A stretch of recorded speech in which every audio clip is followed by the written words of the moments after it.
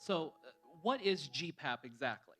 So it's a program that provides prospective gay parents with access to discounts, cash grants, and pro bono or free services from over 60 leading service providers. So on the following slides here, what I've done is I've kind of outlined the distinction between the two levels that we have of this program. So the first level, stage 1, is more of a journey booster.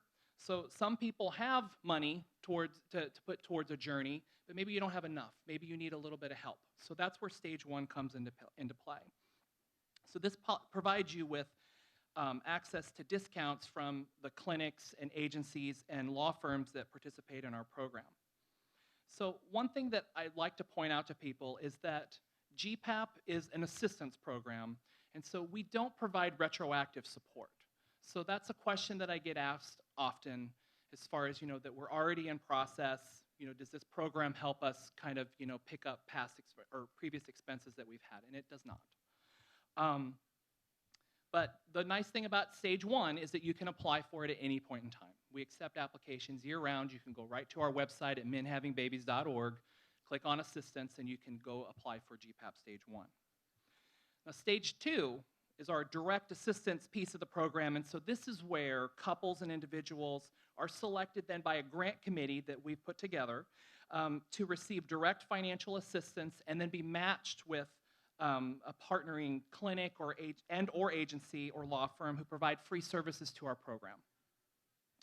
So one unique aspect of our organization is that the main way we generate funds is that we have these providers come to our conferences and sponsor these conferences, and our net income from that is the money then that we put towards our cash grant assistance program so that we can put it back to you to help you go on a surrogacy journey. So only stage 1, only people that were accepted and approved for stage 1 are invited to apply for stage 2. So you can't go to our website and find a link to apply for stage 2.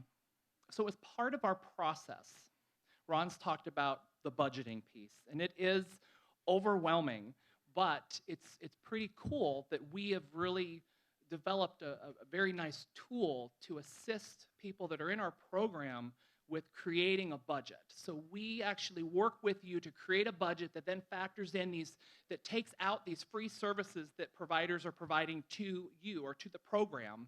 And then we can have a bottom line hard cost that then we know what we need moving forward, which is really a great tool for us to have. So on this next slide, what I've done is I've kind of outlined what the criteria is for stage 1. So you can read through this to see the specific details, but what I want to do is I want to point out some areas where I get questions or this is the point of where I sometimes have to reject someone because they didn't maybe read through all of the criteria.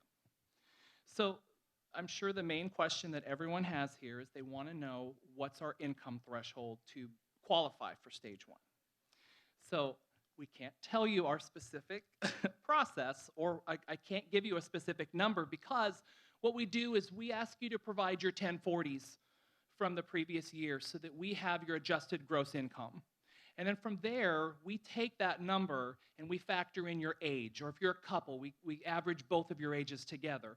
And then we take your regional cost of living, and then we have a final number then that's been factored with both of those components.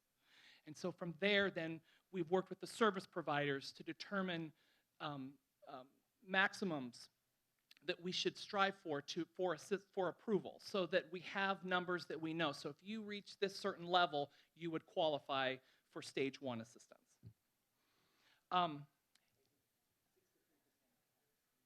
But that's true. 63% do pass our process so that they do get approved for stage 1 when we receive applications.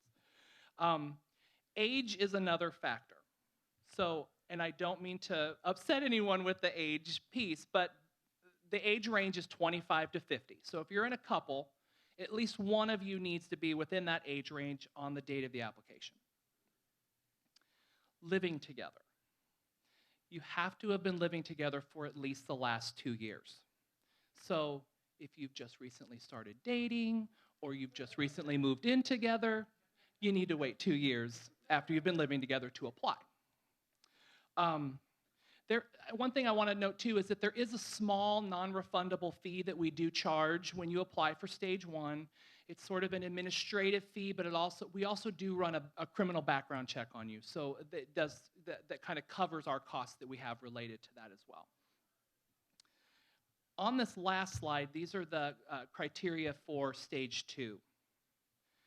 So, as I mentioned earlier, you have to be approved for stage 1 in order to even be invited to apply for stage 2. We do ask for additional details in this particular application. So we ask for a health statement from a physician. We ask for credit score details. And we ask for a list of your current assets and liabilities, as well as recently we've also started asking for your most recent bank statements, just because we want to see where you are currently. And why is that important? Why should we know your assets and your banking information? Well, there is a self-funding component to stage 2. So remember, this is an assistance program, all right? So with that, we do ask that you have at least 20 to 30% of your total anticipated costs for your journey. That's important to know. This is something that's in our FAQs on our website under our assistance tab. One of the last steps that we have in the stage 2 process is that you are interviewed by our social worker. Caitlin Jacobson could not be here today, unfortunately, but she actually conducts Skype interviews with all of the candidates for stage 2. Then to create a psychosocial evaluation that's then brought forward to the grant committee to kind of help them determine your readiness, your commitment and contemplation, your financial need, and more. So that is the Gay Parenting Assistance Program in its 2 tiers or 2 levels for you. If you have specific questions, I'm here all day till 7 o'clock. And please feel free to email me if you have any specific questions. My email is aj@menhavingbabies.org. I'm here.